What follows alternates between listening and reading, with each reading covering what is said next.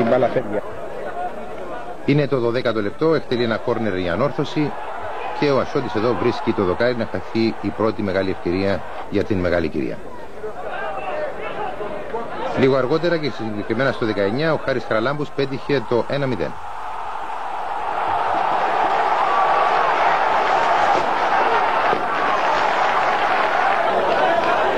Το 31ο λεπτό η Ανόρθωση και πάλι στην επίθεση. Κόκιτς θα αποφύγει αρκετούς. Το σουτ στο δοκάρι, εποφελείται ο Νίκολης και σημειώνει το 2-0.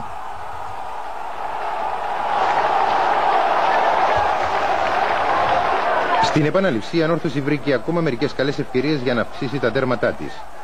Στην πρώτη εδώ ο Κόκιτς σημάδεψε το δοκάρι στο 58ο λεπτό και πάνω στην εκπνοή του αγώνα η Ανόρθωση ζήτησε ένα πέναλτι που όμως δεν της δόθηκε.